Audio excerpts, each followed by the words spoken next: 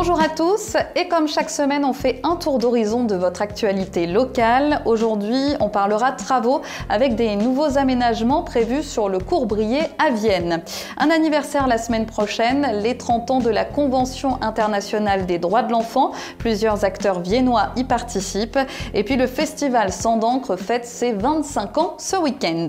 On commence par votre météo en partenariat avec Météo Aura, et après une fin de semaine hivernale, ça va un petit peu mieux ce week-end. Vous aurez de belles éclaircies demain et dimanche, mais toujours un mercure frais.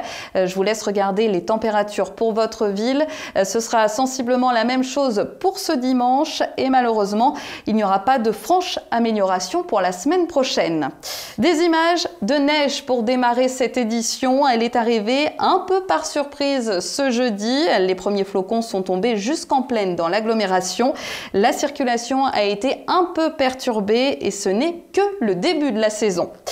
Je vous le disais en titre, un vaste projet de sécurisation du Courbrier a été présenté par la mairie de Vienne la semaine dernière. En cause, les différents accidents survenus, notamment entre 2016 et 2019, mettant en cause des piétons. On vous rappelle également ces deux accidents mortels cette année. Eh bien, la ville a donc décidé d'amorcer des travaux. À partir de ce lundi, le passage piéton de la rue Émile Romanet va être rendu plus visible. Des places de stationnement vont être supprimés, 3 pour être précis.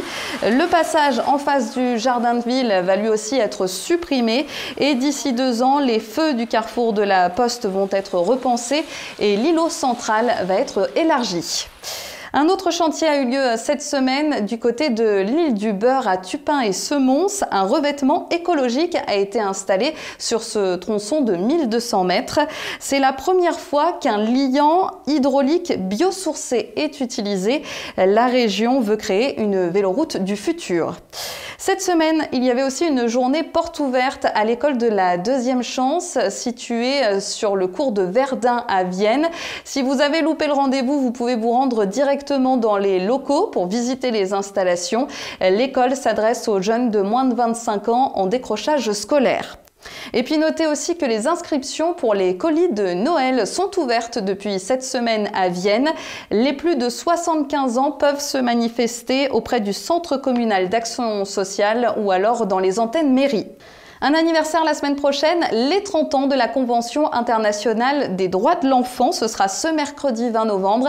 Et le club Léo Lagrange a décidé d'y participer en proposant un gros événement qui va durer une quinzaine de jours en partenariat avec une douzaine d'acteurs locaux.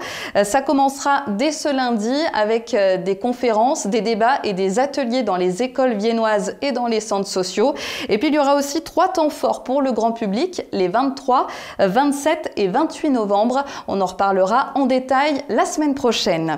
On passe à votre agenda du week-end avec du rugby, et le CS Vienne reçoit Massy dimanche à 15 h. Les sports, c'est aussi le championnat du monde de rock acrobatique et de rock sauté. C'est un événement qui aura lieu à la salle Omnisport de Saint-Maurice-l'Exil demain. 200 couples de danseurs sont attendus et c'est un événement ouvert au public. Vous pouvez assister au spectacle, mais attention, les places partent très vite. Vous devez vous renseigner auprès du club Broadway Rock de Christophe Payan. L'événement du week-end, c'est aussi bien sûr le festival Sang d'encre, 25e édition donc à la salle des fêtes de Vienne, avec une 50aine d'auteurs invités, notamment Olivier Norek, Franck Tilliez, Ron Rasch. Un rendez-vous pour les amateurs de polar, mais pas que. Des animations sont proposées pour tous les publics. Écoutez Benjamin Lombardo, le médiateur culturel de la MJC.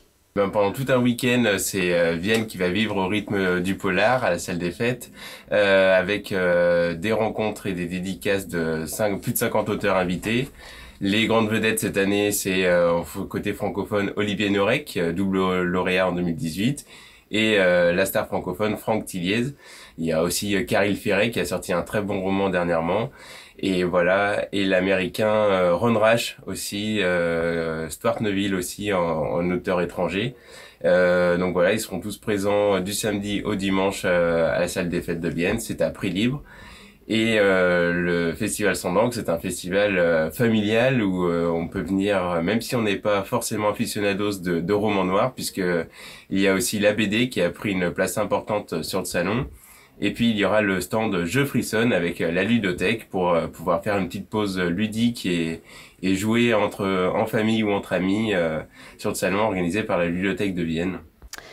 Et le salon se déroule donc tout le week-end à la salle des fêtes de Vienne. On y reviendra très prochainement sur Vienne TV, donc restez connectés.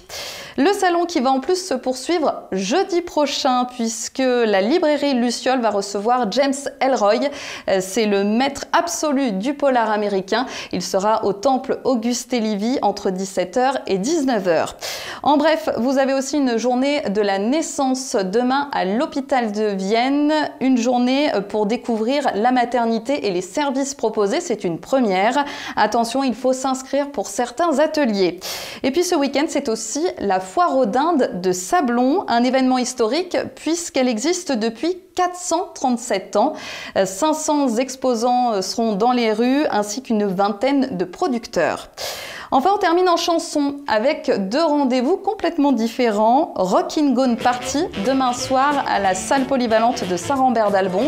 C'est la 16e édition de ce festival dédié au rock et aux musiques roots des années 50. Et puis dimanche, on change de style au Manège de Vienne avec la venue de Marianne James en Tati Jambon. Elle va proposer un spectacle musical et festif avec ses musiciens, mais aussi avec Pupus, la licorne magique. Je vous laisse découvrir. Ce sera ce dimanche à 16h. Le spectacle est proposé par le Théâtre municipal de Vienne. Oui, mon chéri. Comment tu fais pour être toujours heureuse ? Passez un très bon week-end, une belle semaine et n'oubliez pas, restez connectés sur Vienne TV.